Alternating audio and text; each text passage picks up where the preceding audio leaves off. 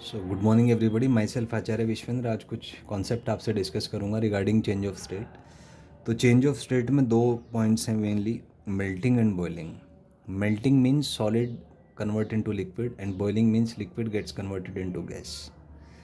So generally melting point and boiling point are taken at normal atmospheric pressure at 1 atm, और उस point पे 1 atm pressure पे जो ice का melting point है वो 0 डिग्री सेंटीग्रेड होता है, और जो बॉइलिंग पॉइंट है वाटर का वो 100 डिग्री सेंटीग्रेड होता है। यहाँ पे एक स्टैंडर्ड सा कॉन्सेप्ट है, with increase in pressure boiling point increases and freezing point decreases, और with decrease in pressure boiling point decreases and freezing point increases. तो जैसे वाटर के लिए अगर हम उसका फेस डायग्राम बनाएं, फेस डायग्राम मतलब प्रेशर टेम्परेचर डायग्राम, तो आप देख सकते हैं ऐसा एक कर्व यहाँ पे ऑब्टेन होता है। तो ये वाला फेस है सॉलिड, ये लिक्विड, ये वेपर, और ये जो इंटरसेक्शन पॉइंट है ये डिनोट करता है कि ये फेसेस इक्विलिब्रियम में है। तो ये जो ओ है इसको अपन ट्रिपल पॉइंट कहते हैं। ट्रिपल पॉइंट पे तीनों फेसेस को एग्जिस्ट करेंगे। तो इसको आप ऐसे विजुअलाइज करें कि जैसे कंटेनर में आपने आइस ली, उसको आपने थोड़ा सा हीट दिया, तो ट्रिपल पॉइंट पे आइस भी होगा, वाटर भी होगा और स्टीम भी होगा। तीनों फेसेस एक साथ को एग्जिस्ट करेंगे। तो एक्सपेरिमेंटली ये फाउंड किया गया लगभग 611 पास्कल पे, 611 पास्कल प्रेशर पे ये पॉइंट एग्जिस्ट करेगा। टेम्परेचर होता है 273.16 kelvin, which is also equal to 0.01 degree centigrade. तो यहाँ से हम कह सकते हैं कि 273.16 केल्विन टेम्परेचर और 611 पास्कल एटमॉस्फेयर पे तीनों फेसेस को एग्जिस्ट करेंगे। तो ये इसका है वेरिएशन। आप देख सकते हैं यहाँ पे कि जैसे सॉलिड और लिक्विड है, तो फ्रीजिंग पॉइंट का मतलब है कि सॉलिड और लिक्विड कहाँ पे मिल रहे हैं। तो आप यहाँ से एनालिसिस कर सकते हैं कि जैसे ही मैं प्रेशर को घटाता हूँ तो ये ग्राफ इधर शिफ्ट हो जाता है। तो आप देख सकते हैं कि मान लीजिए यहाँ पे टेम्परेचर कुछ इतना था, तो अगर मैंने प्रेशर को डिक्रीज़ कर दिया या प्रेशर को मैंने बढ़ा दिया, ये देखिए मैंने यहाँ पे क्या किया कि प्रेशर इस पॉइंट पे मान लो 611 पास्कल था, मैंने यहाँ से प्रेशर बढ़ा दिया। तो जब मैंने प्रेशर बढ़ा दिया तो आप देख सकते हैं कि टेम्परेचर कम हो जाएगा। ये कुछ जो वैल्यू है ये 273 से कम आएगा। तो प्रेशर बढ़ाने से जो फ्रीजिंग पॉइंट है वो घट जाएगा, और प्रेशर घटाने से फ्रीजिंग पॉइंट बढ़ जाता है। इसका उल्टा भी देख सकते हैं, अगर यहाँ पे अगर आप प्रेशर घटा रहे हैं तो टेम्परेचर बढ़ जाएगा, ये आप देख सकते हैं।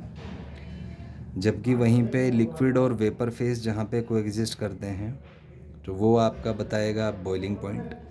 तो आप देख सकते हैं यहाँ पे बॉइलिंग पॉइंट इतना है। अगर मैं प्रेशर बढ़ा देता हूँ, देखिए यहाँ पे मैंने प्रेशर को बढ़ा दिया, तो प्रेशर बढ़ाने से जो कोरस्पॉन्डिंग टेम्परेचर है वो भी बढ़ जाता है। तो जो बॉइलिंग पॉइंट है प्रेशर बढ़ाने से बढ़ जाएगा और प्रेशर घटाने से घट जाएगा, ये कह सकते हैं। Next we have is ideal gas equation. तो ideal gas equation basically pressure, volume, temperature, number of moles को कनेक्ट करता है। So this equation is P V is equal to N R T, where P is the pressure, V is the volume, N is number of moles, R is called gas constant, and T is the temperature in Kelvin. R का जो value है this is 8.314 joule per mole kelvin. It is also equal to 0.0821 litre atmosphere per mole पर kelvin. इसमें एक चीज़ और भी है कि a gas behaves like an ideal gas at high temperature and low pressure. तो जब टेम्परेचर बहुत हाई होगा और प्रेशर बहुत लो होगा, प्रेशर लो है इसका मतलब गैसेस के बीच का जो डिस्टेंस है वो काफ़ी कम है, डेंसिटी कम है।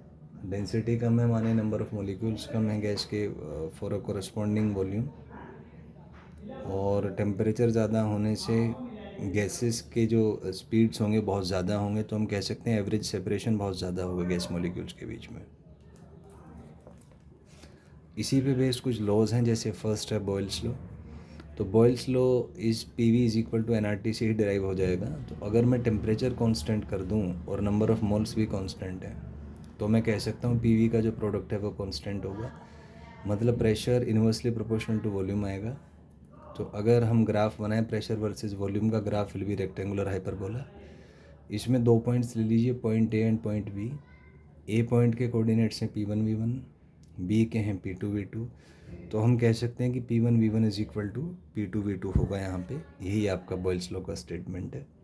जबकि अगर हम प्रेशर और 1/, वॉल्यूम का ग्राफ बनाएं तो 1/v को आप x मान लीजिए, तो हम कह सकते हैं प्रेशर प्रोपोर्शनल टू x है, तो ग्राफ एक स्ट्रेट लाइन होगा।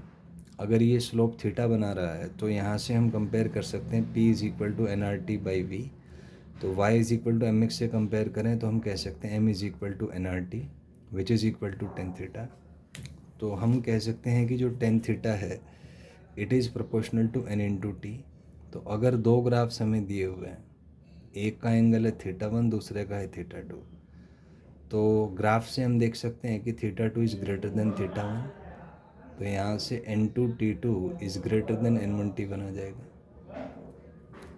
Next is Charles law. तो चार्ल्स लॉ में है कि प्रेशर अगर कांस्टेंट है और n कांस्टेंट है तो वॉल्यूम प्रोपोर्शनल टू टेम्परेचर आ जाएगा, वो भी PV is equal to nRT से डिराइव हो जाएगा। सो V आ जाएगा यहाँ से nR/P इंटू टी। सो अगर VT का ग्राफ बनाएंगे that will be a straight line. मान लीजिए इसका एंगल थीटा है, सो टेन थीटा आ जाएगा V/T जो कि होता है nR/P। So tan theta is proportional to 1/P आ जाएगा यहाँ से। तो अगर हमें तीन एंगल्स दिए हुए हैं 1, 2 एंड 3, एंगल्स हैं θ1, θ2 एंड θ3, तो ग्राफ से हम देख सकते हैं कि θ3 θ2 से ज़्यादा है, θ2 θ1 से बड़ा है। So tan θ3 is greater than tan θ2 is greater than tan θ1। अब क्योंकि एंगल इन्वर्सली प्रोपोर्शनल है प्रेशर के, तो जिसका एंगल सबसे ज़्यादा होगा उसका प्रेशर सबसे कम होगा। तो हम कह सकते हैं कि P3 सबसे कम है, P1 हाईएस्ट होगा। Next is Gay Lussac's law. Gay Lussac's law है वॉल्यूम जब कांस्टेंट है तो pressure is proportional to temperature. तो यहाँ से हम कह सकते हैं PV is equal to nRT, तो P आ जाएगा आपका nR/v इंटू टी। तो अगर हम P और T का ग्राफ ड्रॉ करें, graph will be a straight line. Tan theta आ जाएगा P/T विच इज़ nR/v। तो अगर नंबर ऑफ मोल्स हम कांस्टेंट मान लें, सो हम कह सकते हैं कि tan theta proportional to 1/v आएगा। तो अगर हमें तीन ग्राफ दिए हुए हैं 1, 2 and 3, this angle is θ3, this is θ2, this is θ1, तो हम कह सकते हैं कि जिसका एंगल ज़्यादा होगा उसका वॉल्यूम कम होगा। तो यहाँ पे θ3 is greater than θ2 greater than θ1, so V3 less than V2 less than V1 आ जाएगा। Thank you and have a nice day.